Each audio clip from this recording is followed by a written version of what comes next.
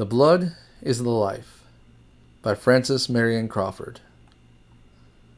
We had dined at sunset on the broad roof of the old tower, because it was cooler there during the great heat of summer. Besides, the little kitchen was built at one corner of the great square platform, which made it more convenient than if the dishes had to be carried down the steep stone steps, broken in places and everywhere worn with age. The tower was one of those built all down the west coast of Calabria by the Emperor Charles V, early in the 16th century, to keep off the Barbary pirates, when the unbelievers were allied with Francis I against the Emperor and the Church. They have gone to ruin, a few still stand intact, and mine is one of the largest. How it came into my possession 10 years ago, and why I spend a part of each year in it, are matters which do not concern this tale. The tower stands in one of the loneliest spots in southern Italy, at the extremity of a curving rocky promontory, which forms a small but safe natural harbor at the southern extremity of the Gulf of Palacastro, and just north of Cape Scalia, the birthplace of Judas Iscariot, according to the old local legend. The tower stands alone on this hooked spur of the rock, and there is not a house to be seen within 3 miles of it. When I go there, I take a couple of sailors, one of whom is a fair cook, and when I am away, it is in charge of a gnome-like little being who was once a miner, and who attached himself to me long ago. My friend, who sometimes visits me in the summer solitude, is an artist by profession, a Scandinavian by birth, and a cosmopolitan by force of circumstances. We had dined at sunset. The sunset glow had reddened and faded again, and the evening purple steeped the vast chain of the mountains that embraced the deep gulf to eastward, and reared themselves higher and higher towards the south. It was hot, and we sat at the landward corner of the platform, waiting for the night breeze to come down from the lower hills. The color sank out of the air. There was a little interval of deep gray twilight, and a lamp sent a yellow streak from the open door of the kitchen, where the men were getting their supper. Then the moon rose suddenly above the crest of the promontory, flooding the platform and lighting up every little spur of rock and knoll of grass below us, down to the edge of the motionless water. My friend lit his pipe and sat looking at a spot on the hillside.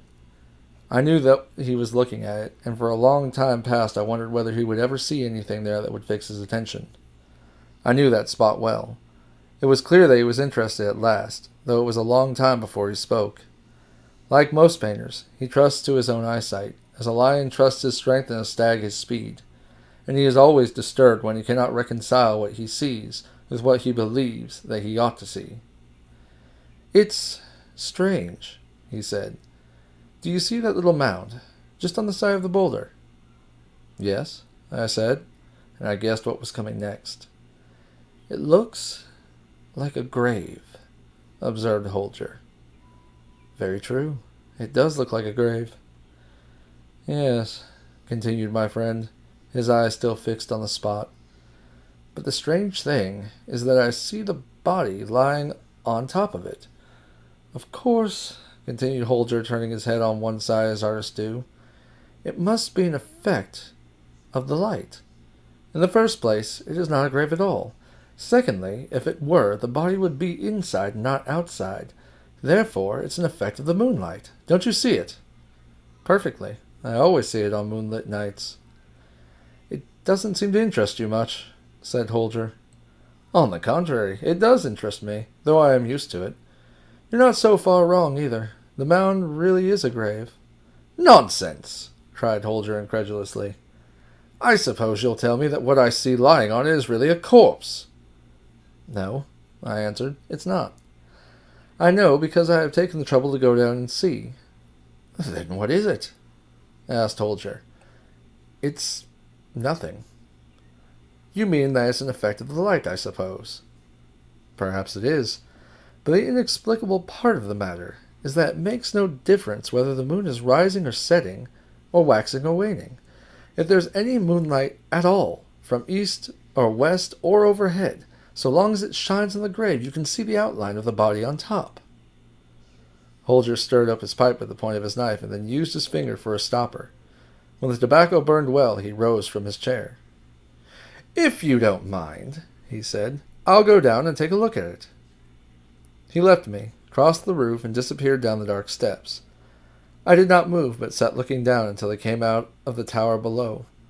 I heard him humming an old Danish song as he crossed the open space in the bright moonlight, going straight to the mysterious mound. When he was 10 paces from it, Holger stopped short. made 2 steps forward, and then 3 or 4 backward, and then stopped again.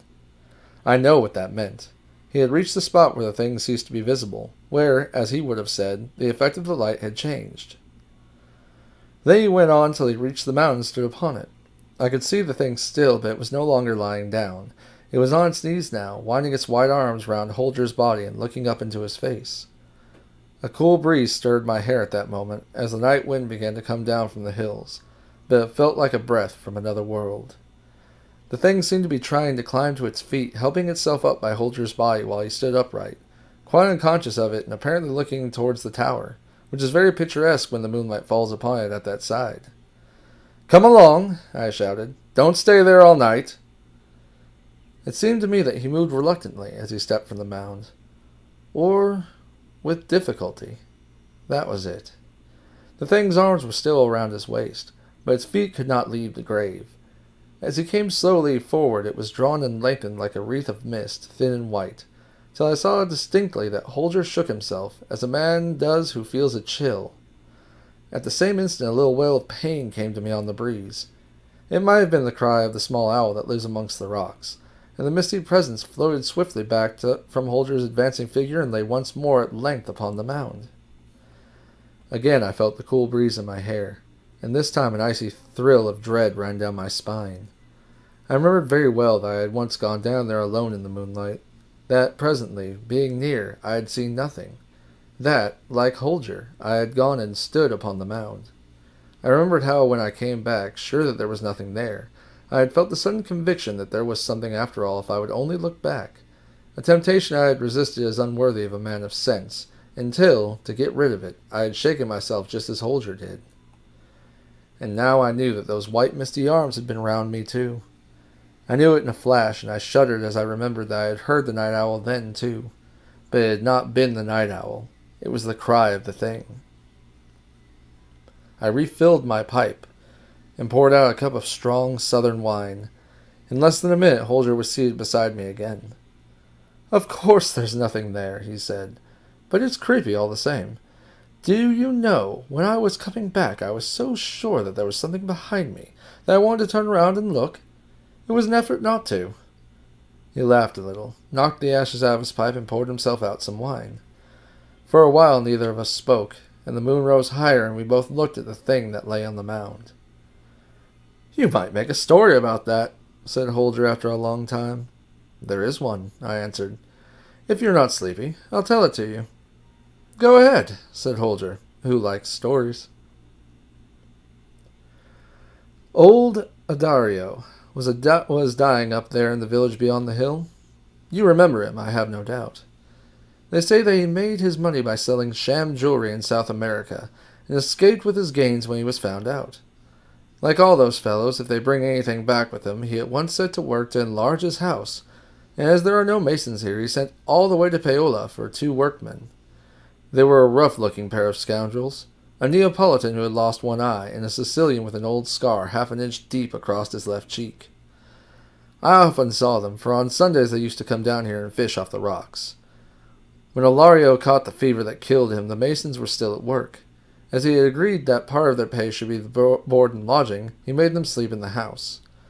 His wife was dead, and he had only one son, called Angelo, who was a much better sort than himself. Angelo was to marry the daughter of the richest man in the village, and, strange to say, though the marriage was arranged by the parents, the young people were said to be in love with each other. For that matter, the whole village was in love with Angelo, and among the rest a wild, good-looking creature called Cristina, who was more like a gypsy than any girl I ever saw about her. She had very red lips and very black eyes. She was built like a greyhound, and had a tongue of the devil, but Angelo did not care a straw for her. He was rather a simple-minded fellow, quite different from his old scoundrel of a father, and under what I should call normal circumstances I really believe that he would have never looked at any girl except the nice plump little creature with a fat dowry, whom his father meant him to marry. The things turned up which were neither normal nor natural. On the other hand, a very handsome young shepherd from the hills above Maratea was in love with Cristina, who seems to have been quite indifferent to him. Cristina had no regular means of subsistence, but she was a good girl and willing to do any work or go on errands to any distance for the sake of a loaf of bread or a mess of beans, and permission to sleep under cover. She was especially glad when she could get something to do about the house of Angelo's father. There is no doctor in the village, and when the neighbors saw that old Dario was dying, they sent Cristina to Scalia to fetch one. That was late in the afternoon, and if they had waited so long, it was because the dying miser refused to allow any such extravagance while he was able to speak. But while Cristina was gone, matters grew rapidly worse. The priest was brought to the bedside, and when he had done what he could, he gave it his opinion to the bystanders that the old man was dead, and left the house. You know these people. They have a physical horror of death. Until the priest spoke, the room had been full of people. The words were hardly out of his mouth before it was empty. It was night now. They hurried down the dark steps and out into the street. Angelo, as I have said, was away. Cristina had not come back. The simple woman-servant who had nursed the sick man fled with the rest, and the body was left alone in the flickering light of the earthen oil lamp. 5 minutes later, 2 men looked in cautiously and crept forward toward the bed. They were the one-eyed Neapolitan mason and his Sicilian companion. They knew what they wanted. In a moment they had dragged from under the bed a small but heavy iron-bound box, and long before anyone thought of coming back to the dead man, they had left the house and the village under cover of darkness. It was easy enough, for Ilario's house is the last toward the gorge which leads down here, and the thieves merely went out by the back door, got over the stone wall, and had nothing to risk after that except the possibility of meeting some beleaguered countryman, which was very small indeed, since few of the people used the path. They had a mattock and a shovel, and they made their way without accident. I am telling you this story as it must have happened, for, of course, there were no witnesses to this part of it. The men brought the box down by the gorge, intending to bury it on the beach in the wet sand, where it would have been much safer. But the paper would have rotted if they had been obliged to leave it there long, so they dug their hole down there, close to that boulder. Yes, just where the mound is now. Cristina did not find the doctor in Scalia, for he had been sent for from a place up the valley, halfway to San Domenico. If she had found him, we would have come on his mule by the upper road, which is smoother but much longer. But Cristina took the short-cut by the rocks, which passes about 50 feet above the mound, and goes round that corner. The men were digging when she passed, and she heard them at work. It would not have been like her to go by without finding out what the noise was, for she was never afraid of anything in her life. And besides, the fishermen sometimes come ashore here at night to get a stone for an anchor, or to gather sticks to make a little fire. The night was dark, and Cristina probably came close to the 2 men before she could see what they were doing. She knew them, of course, and they knew her, and understood instantly that they were in her power. There was only one thing to be done for their safety, and they did it. They knocked her on the head, they dug the hole deep, and they buried her quickly with the iron-bound chest. They must have understood that their only chance of escaping suspicion lay in getting back to the village before their absence was noticed, for they returned immediately, and were found half an hour later gossiping quietly with the man who was making Ilario's coffin. He was a crony of theirs, and had been working at the repairs in the old man's house. So far as I have been able to make out, the only persons who were supposed to know where Ilario kept his treasure were Angelo and the one woman-servant I have mentioned. Angelo was away. It was the woman who discovered the theft. It was easy enough to understand why no one else knew where the money was.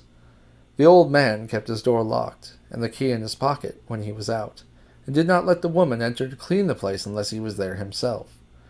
The whole village knew that he had money somewhere, however, and the masons had probably discovered the whereabouts of the chest by climbing in at the window in his absence.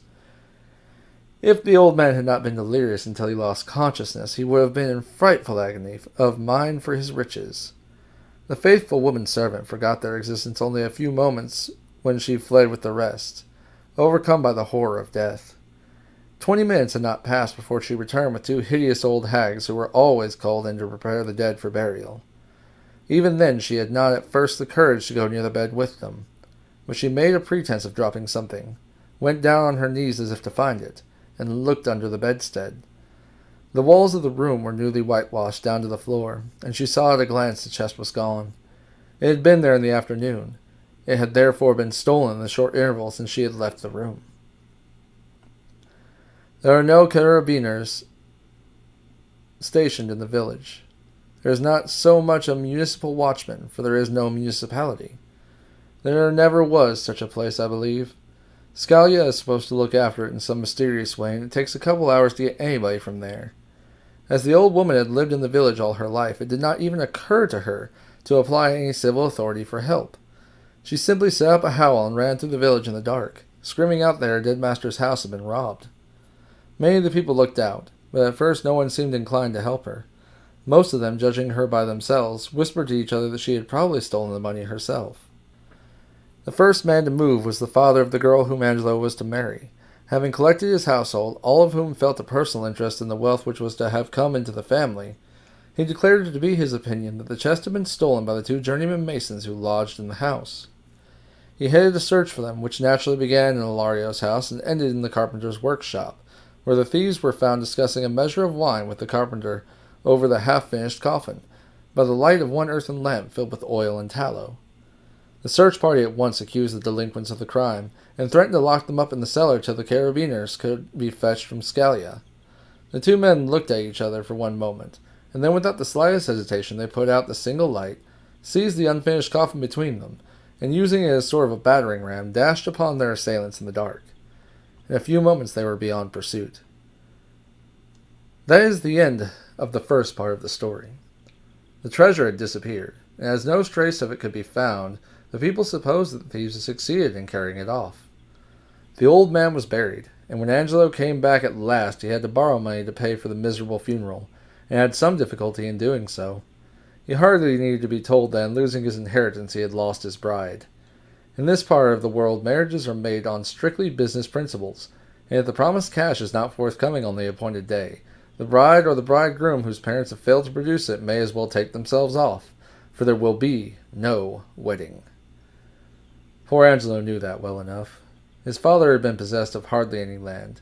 Now that the hard cash which he had brought from South America was gone, there was nothing left but debts for the building materials that were to have been used for enlarging and improving the old house. Angelo was beggared, and the nice plump little creature who was to have been his turned up her nose at him in the most approved fashion. As for Cristina, it was several days before she was missed, for no one remembered that she had been sent to Scalia for the doctor, who had never come. She often disappeared in the same way for days together, when she could find a little work here and there at the distant farms among the hills.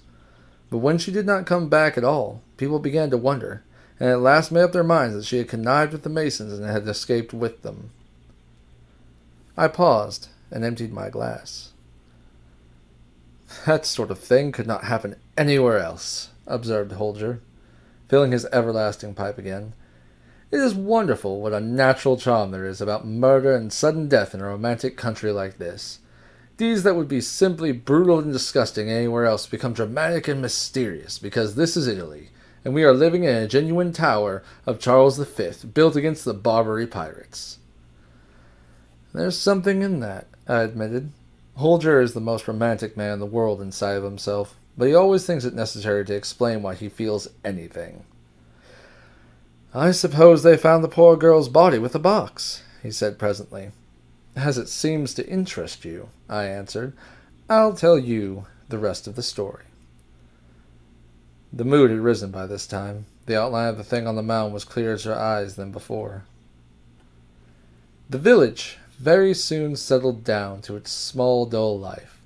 No one missed Ilario, who had been away so much on his voyages to South America that he had never been a family figure in his native place.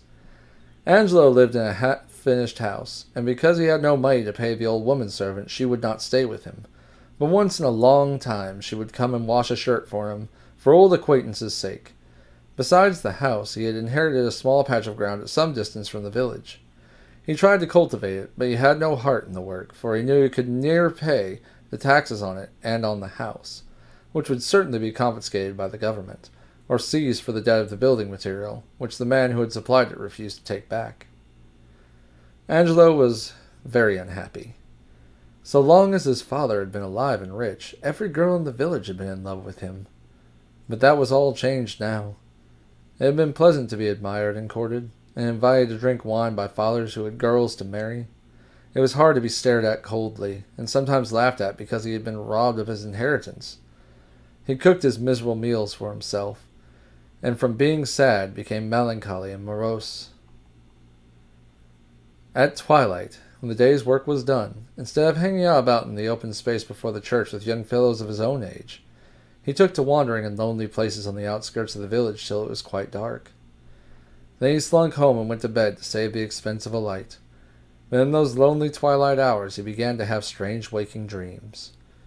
He was not always alone, for often when he sat on the stump of a tree, where the narrow path turns on the gorge, he was sure that a woman came up noiselessly over the rough stones, as if her feet were bare, and she stood under a clump of chestnut trees only 6 yards down the path, and beckoned to him without speaking. Though she was in shadow, he knew that her lips were red, and that when they parted a little and smiled at him, she showed 2 small, sharp teeth.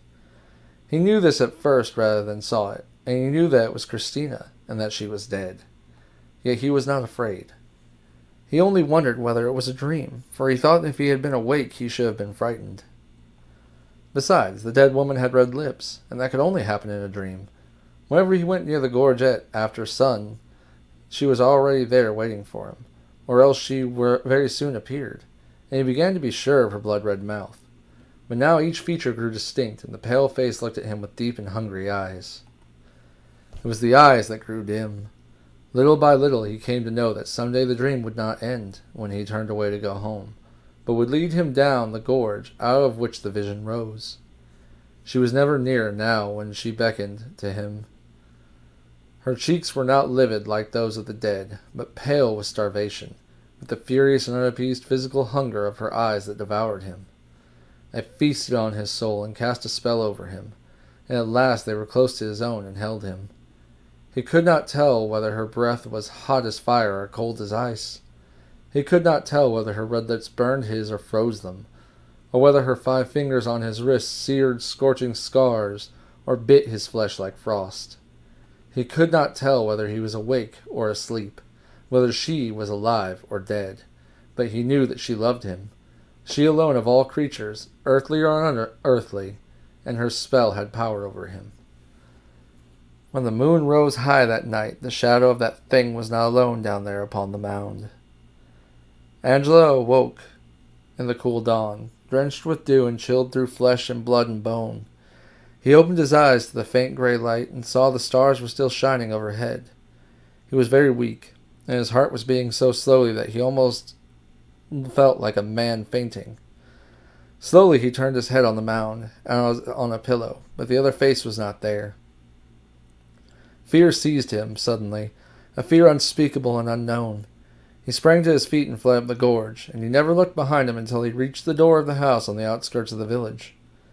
Drearily he went to his work that day, and wearily the hours dragged themselves after the sun, till at last it touched the sea and sank, and the great sharp hills above Maratea turned purple against the dove-colored sky.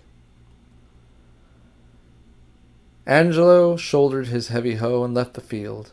He felt less tired now than in the morning when he had begun to work, but he promised himself that he would go home without lingering by the gorge, and eat the best supper he could get himself, and sleep all night in his bed like a Christian man. Not again would he be tempted down the narrow way by a shadow with red lips and icy breath.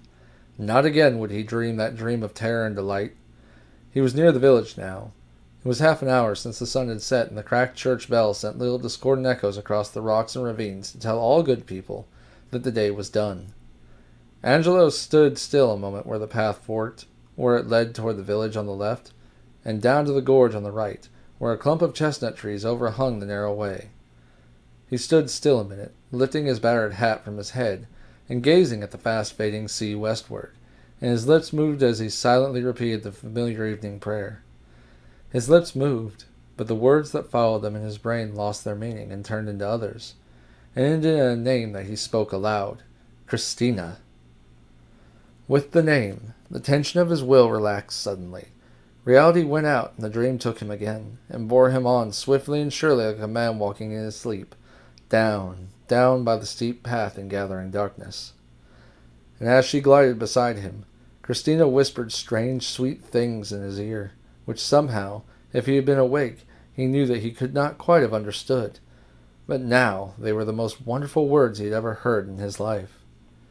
And she kissed him also, but not upon his mouth. He felt her sharp kisses upon his white throat, and he knew that her lips were red. So the wild dream sped on through twilight and darkness and moonrise, and all the glory of the summer's night.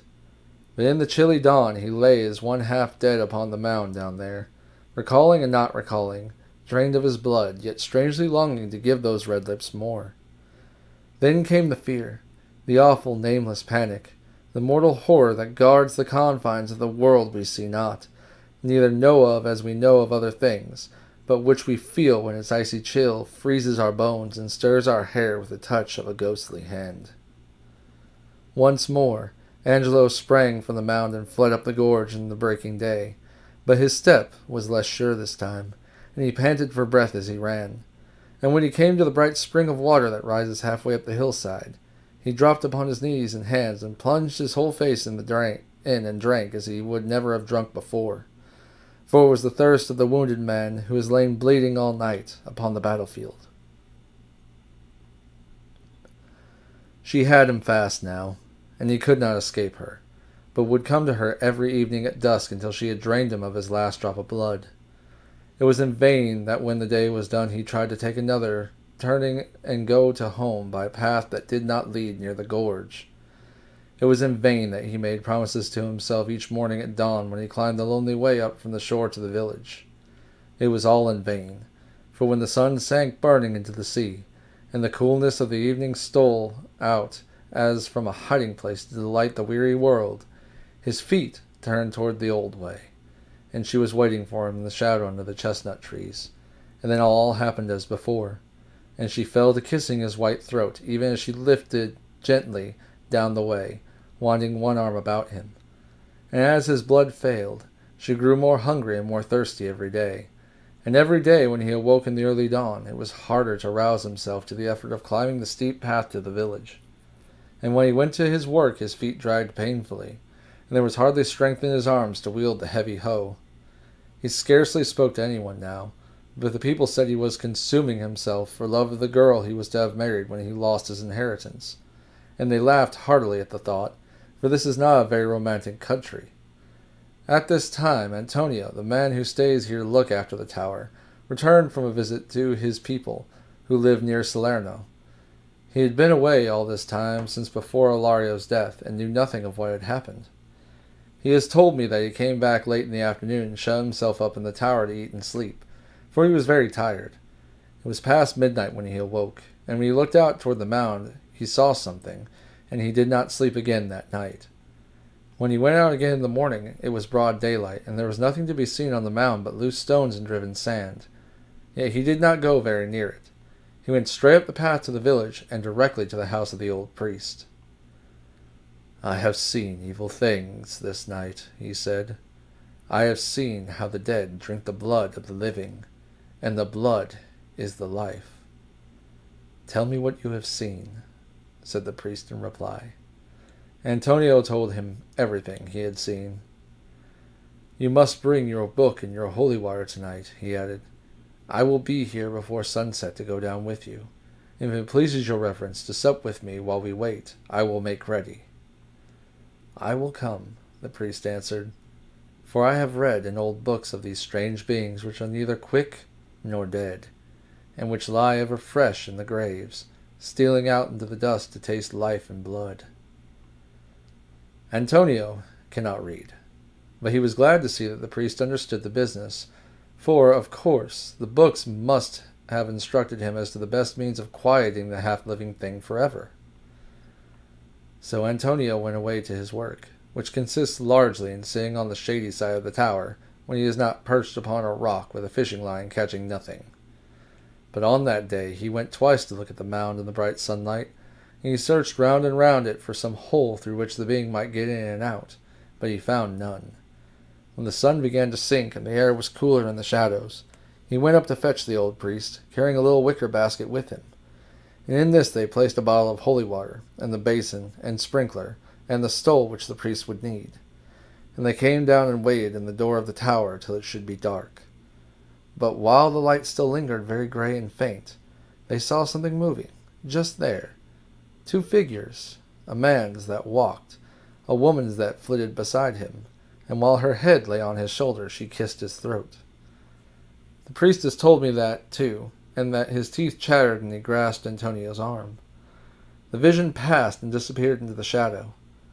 Then Antonio got the leathern flask of strong liquor, which he kept for great occasions, and poured such a draught as made the old man feel almost young again, and gave the priest his stole to put on and the holy water to carry, and they went out together toward the spot where the work was to be done. Antonio says that in spite of the rum his own knees shook together, and the priest stumbled over his Latin. For when they were yet a few yards from the mound, the flickering light of the lantern fell upon Angelo's white face, unconscious as if in sleep, and on his upturned throat, over which a very thin red line of blood trickled down into his collar, the flickering light of the lantern played upon another face that looked up from the feast, upon two deep, dead eyes that saw in spite of death, upon parted lips redder than life itself, upon two gleaming teeth on which glistened a rosy drop. The priest, good old man, shut his eyes tight and showered holy water before him, and his cracked voice rose almost to a scream. And then Antonio, who is no coward after all, raised his pick in one hand and the lantern in the other, as he sprang forward, not knowing what the end should be. And then he swears that he heard a woman's cry, and the thing was gone, and Angelo lay alone on the mound unconscious, with the red line on his throat and the beads of deathly sweat on his cold forehead. They lifted him, half dead as he was, and laid him on the ground close by. Then Antonio went to work, and the priest helped him, though he was old and could not do much. And they dug deep, and at last Antonio, standing in the grave, stooped down with his lantern to see what he might see. His hair used to be dark brown, with grizzled streaks about the temples. In less than a month from that day he was as gray as a badger. He was a miner when he was young, and most of these fellows have seen ugly sights now and then, when accidents have happened. But he had never seen what he saw that night. That thing which is neither alive nor dead. That thing will abide neither above ground nor in the grave. Antonio had brought something with him which the priest had not noticed. A sharp stake carved from a piece of tough old driftwood. He had it with him now, and he had his heavy pick, and he had taken the lantern down into the grave. I don't think any power on earth could make him speak of what happened then, and the old priest was too frightened to look in. He says he heard Antonio's breathing like a wild beast, and moving as if he were fighting with something almost as strong as himself, and he heard an evil sound also, with blows, as if something violently driven through flesh and bone.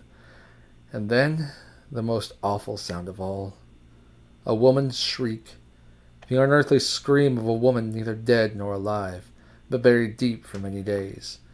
And he, the poor old priest, could only rock himself as he knelt there in the sand, crying aloud his prayers and exorcisms to drown these dreadful sounds. Then suddenly a small iron-bound chest was thrown up and rolled over against the old man's knee, and in a moment more Antonio was beside him, his face as white as tallow in the flickering light of the lantern, shoveling the sand and pebbles into the grave with furious haste, and looking over the edge till the pit was half full, and the priest said that there was much fresh blood on Antonio's hands and on his clothes. I had come to the end of my story. Holger finished his wine and leaned back in his chair. "So Angelo got his own again," he said.